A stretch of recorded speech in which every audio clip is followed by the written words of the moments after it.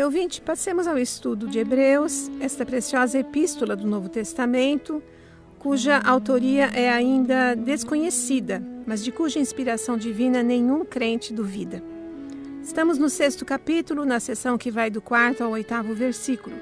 Passemos logo à leitura desse texto, em que a palavra de Deus diz assim: É impossível, pois, que aqueles que uma vez foram iluminados e provaram o dom celestial e se tornaram participantes do Espírito Santo e provaram a boa palavra de Deus e os poderes do mundo vindouro e caíram, sim, é impossível outra vez renová-los para arrependimento, visto que de novo estão crucificando para si mesmos o Filho de Deus e expondo-o à ignomínia. Porque a terra que absorve a chuva que frequentemente cai sobre ela e produz erva útil para aqueles por quem é também cultivada, recebe bênção da parte de Deus. Mas, se produz espinhos e abrolhos, é rejeitada, e perto está da maldição, e o seu fim é ser queimada. Aí, tivemos a leitura da carta aos Hebreus, 6º capítulo, do 4º ao 8º verso. Nessa sessão, o escritor sacro trata dos perigos espirituais que rondam aqueles que depositaram sua fé em Jesus Cristo, tendo-o como seu único Salvador e Senhor, seu único Redentor e o único mediador entre eles e Deus. Eu lembro que a grande questão que os versos 4 a 6 colocam diz respeito à perseverança dos cristãos, ou seja, um verdadeiro cristão irá perseverar até o fim, ou existe a possibilidade dele renegar a sua fé, vindo a apostatar? A doutrina da perseverança dos santos preconiza que o crente verdadeiro nunca irá cair da graça divina de forma total e definitiva. Essa doutrina é definida como sendo a contínua operação do Espírito Santo no crente, pela qual a obra da graça divina, iniciada no coração, tem prosseguimento e se completa. Assim, o teólogo Luiz Berkoff define essa confortadora doutrina, que é respaldada não apenas por um grande número de textos bíblicos, mas pela totalidade da Escritura. As igrejas reformadas entendem que o cristão coopera para a sua própria perseverança, da mesma forma como coopera para a sua santificação. Mas o crente cairia se fosse deixado entregue a si mesmo. É porque Deus nunca abandona os seus eleitos, que os crentes continuam de pé até o fim. No último estudo, vimos as objeções à doutrina da perseverança dos santos. Uma objeção é de que ela não se harmonizaria com a liberdade humana. Outra objeção é de que essa preciosa doutrina levaria à indolência e à imoralidade. E a última é de que tal doutrina seria contrária à Sagrada Escritura. Contudo, todas essas objeções são refutadas pela própria Escritura e também pela razão, como vimos no estudo passado. Na obra Teologia Sistemática, publicada pela editora Cultura Cristã, Luiz Berkoff destaca que a negação da doutrina da perseverança dos santos torna a salvação dependente da vontade humana e não dependente da graça de Deus. Se assim fosse, se a salvação dependesse da capacidade do cristão em perseverar, dependesse da sua própria força, como ele poderia sentir-se seguro? Onde ele encontraria a abençoada segurança da fé? É interessante, meu ouvinte, como a aceitação ou a negação dessa doutrina condiciona muitos dos nossos comportamentos. Existem homens cristãos, por exemplo, que não conseguem dormir sem um comportado pijama. Fazem isso porque entendem que dormir de cuecas é um pecado. Eles temem que, se morrerem dormindo e estiverem de cuecas ou nus, não serão salvos. Outros não fazem compras a crédito. Esses temem que, se morrerem devendo parcelas de alguma coisa, terão desobedecido à recomendação bíblica de não ficar devendo nada a ninguém e também terão morrido em pecado, perdendo a salvação. Esses dois exemplos bem simples ilustram como podem se comportar os que não aceitam a doutrina da perseverança dos santos. Talvez até creiam que foram salvos pela graça, como deixa tão evidente o 2º capítulo da carta aos Efésios. Contudo, depois disso, pensam equivocadamente que estão por conta própria, podendo cair da graça divina de forma irremediável.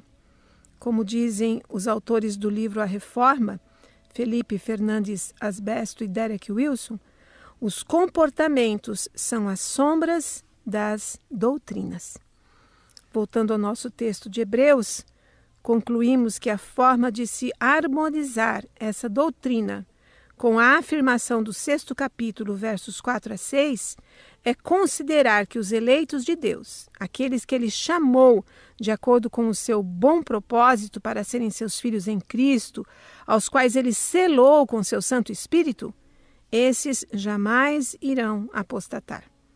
O texto se refere, então, a pessoas que experimentaram uma fé temporária, como aquelas citadas na parábola do semeador, em Marcos, 4º capítulo, verso 17, que não têm raiz em si mesmas. Mas essa seção do 6º capítulo, que trata dos perigos espirituais, deve servir como um alerta para que nos mantenhamos no caminho da obediência, fazendo correto uso dos meios graciosos que Deus nos concede, especialmente o estudo diligente da sua palavra e a oração, a fim de que o pecado seja um acidente em nossa vida e jamais uma prática rotineira. A certeza de que, pela graça divina, não estamos entre os que é impossível serem renovados para arrependimento, essa certeza não pode jamais ser uma desculpa para a indolência e o pecado. Essa certeza deve ser um estímulo para a gratidão e um incentivo para um viver cada vez mais santo, para a inteira glória de Deus em Cristo Jesus. Faltam ainda 2 versículos, meu ouvinte, para terminarmos essa tão polêmica sessão da carta aos Hebreus. Os versos 7 e 8 apresentam uma ilustração extraída da agricultura, que diz assim: porque a terra que absorve a chuva que frequentemente cai sobre ela e produz erva útil para aqueles por quem é também cultivada, recebe bênção da parte de Deus. Mas se produz espinhos e abrolhos, é rejeitada e perto está da maldição, e o seu fim é ser queimada. Esta é uma ilustração que podia ser bem compreendida pelos leitores originais desta carta, que viviam em uma sociedade onde predominava a agricultura. Porém, mesmo para quem vive hoje nas cidades industrializadas, não é muito difícil entender a diferença entre uma terra fértil e uma terra improdutiva, quando as condições climáticas são excelentes para ambas. Obviamente, o autor de Hebreus não quer nos dar uma lição de agronomia, e sim iluminar com este exemplo a exortação feita nos versos 4 a 6. Observemos então alguns pontos importantes à luz desta ilustração. O primeiro ponto é que não se trata de 2 terrenos distintos, localizados, quem sabe, um numa montanha pedregosa e outro num vale aprazível, mas sim trata-se de uma mesma terra. Lendo atentamente os 2 versículos, podemos confirmar isso. No verso 7 consta que a terra que absorve a chuva e produz erva útil. E o verso 8 diz, mas se a terra, a mesma terra que absorve a chuva, se produz espinhos e abrolhos, ou seja, pragas, plantas daninhas, tal, então é a mesma terra. Isso demonstra que o autor de Hebreus não está se referindo àqueles diferentes tipos de terreno citados pelo Senhor Jesus na parábola do semeador, em Mateus capítulo 13. Aqui, a referência parece ser a um só tipo de solo, um solo apto a produzir bons frutos, um solo em condições propícias à boa produção. O segundo ponto diz respeito às bênçãos da providência divina.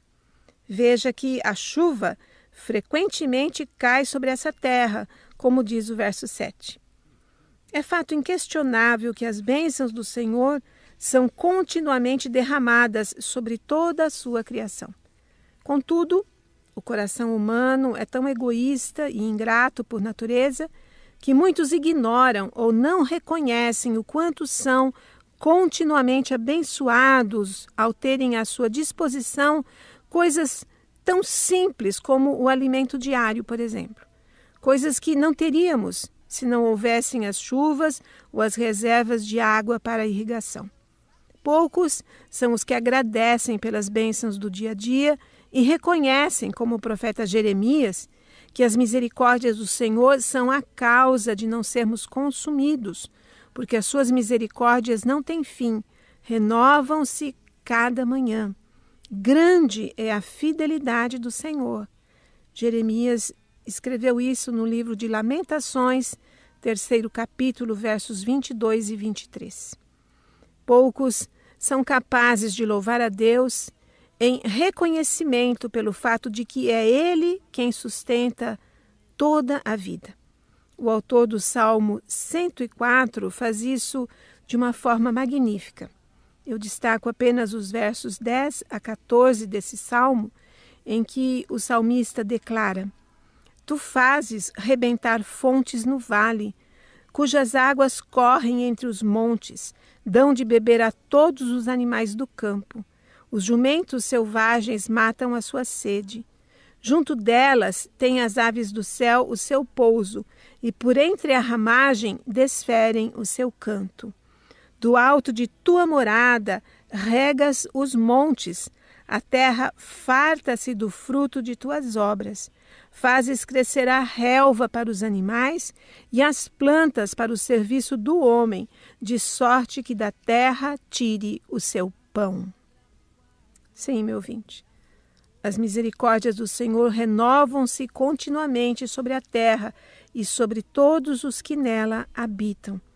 E é dever do cristão lembrar isso a este mundo materialista e rebelde. Foi isso o que o apóstolo Paulo fez na cidade de Listra, conforme está narrado por Lucas no livro de Atos dos Apóstolos, 14º capítulo. Consta ali que, na primeira viagem missionária, Paulo e Barnabé chegaram a essa cidade, onde logo Paulo curou um homem que era paralítico desde o nascimento. Isso levou os moradores a trazerem oferendas, supondo que os missionários eram suas divindades Mercúrio e Júpiter. Paulo e Barnabé reagiram energicamente, impedindo as multidões de lhes oferecerem sacrifícios. Paulo demonstrou a quem é que se deve render glória quando disse a partir do verso 15: Senhores, por que fazeis isto? Nós também somos homens como vós, sujeitos aos mesmos sentimentos, e vos anunciamos o Evangelho para que destas coisas vãs vos convertais ao Deus vivo, que fez o céu, a terra, o mar e tudo o que há neles, o qual, nas gerações passadas, permitiu que todos os povos andassem nos seus próprios caminhos. Contudo, não se deixou ficar sem testemunho de si mesmo, fazendo o bem, dando-vos do céu chuvas e estações frutíferas, enchendo o vosso coração de fartura e de alegria. Essa declaração do apóstolo Paulo fala-nos do testemunho de Deus sustentando a sua criação. Existe, meu ouvinte, um testemunho eloquente do Senhor que impede o mundo de se tornar um caos e permite a continuidade da vida. Mesmo os que se esquecem de Deus são beneficiados por esse constante derramar das suas bênçãos.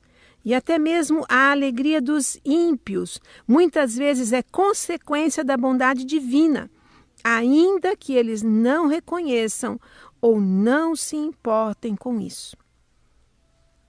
Voltando ao nosso texto de Hebreus, vemos que o escritor sacro aponta para essas constantes bênçãos da providência divina, ao ilustrar sua exortação com uma terra sobre a qual a chuva cai frequentemente. Deus está derramando das suas bênçãos, não apenas a terra, mas especialmente o coração humano é agraciado com bênçãos tanto materiais quanto espirituais. E como reagem os corações? Esse é o terceiro ponto que precisa ser destacado. Sim, porque, como eu já disse, o autor dessa carta não está interessado em nos transmitir lições de agronomia.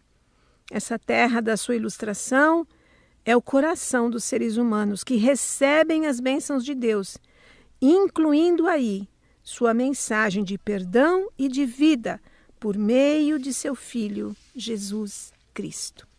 Como reagem os corações, meu ouvinte, diante da suprema manifestação da bondade divina? O texto nos fala que, sob as mesmas condições, os corações podem reagir de formas completamente distintas. Primeiramente, é destacada a terra fértil que produz erva útil, representando assim os corações que acolhem a mensagem do Evangelho de forma apropriada, em arrependimento e fé. O pastor Matthew Henry, em seu comentário bíblico editado pela Casa Publicadora das Assembleias de Deus, afirma que os crentes não só provam da palavra de Deus, mas eles a absorvem. E essa terra produz fruto correspondente ao custo investido para a honra de Cristo e para a satisfação dos seus fiéis ministros, que são, sob Cristo, cultivadores da terra. E esse campo ou jardim de frutos recebe a bênção. Deus declara cristãos frutíferos como abençoados. Eles são abençoados com o aumento da graça e com mais confirmação e glória no final. E o teólogo e reformador João Calvino, em seu comentário de Hebreus, publicado pela editora Fiel, afirma que temos aqui uma comparação muitíssimo apropriada para despertar aquele zelo que costuma induzir ao esperado progresso. Assim como a terra não pode apresentar uma boa produção no tempo da colheita, a menos que a semente comece a germinar quase imediatamente após ser semeada, também nós, caso queiramos produzir bom fruto, imediatamente após o Senhor ter semeado sua palavra, devemos criar raízes para que a planta brote e cresça sem demora. Não podemos esperar que ela produza fruto se for sufocada. A terra que, ao absorver a chuva, prontamente produz um caule frutífero, a partir do momento em que é semeada, por meio das bênçãos de Deus, essa terra irá, por fim, apresentar exuberante colheita. Calvino prossegue. Da mesma forma, aqueles que recebem a semente do Evangelho em seus corações e daí produzem um genuíno broto, continuarão progredindo até que produzam os frutos esperados. Em segundo lugar, é mencionada a terra que se tornou infrutífera, embora tenha recebido a mesma chuva frequente e esteja sob as mesmas condições favoráveis. João Calvino observa que a terra que, após ser cultivada e irrigada, nada produz, exceto espinhos e ervas daninhas, não apresenta nenhuma esperança de colheita. E quanto mais ela produz essas pragas, mais cresce a sua desesperança. A única solução que o agricultor encontra para ela é queimar as ervas inúteis e nocivas.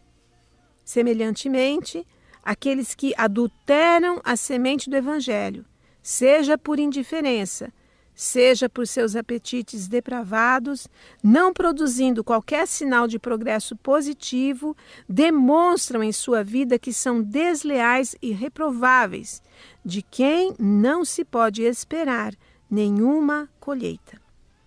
Para Calvino, a referência do escritor sacro aqui não é só aos frutos do Evangelho, mas ele está igualmente dirigindo-nos seu conselho para que abracemos o Evangelho prontamente e com o coração cheio de alegria.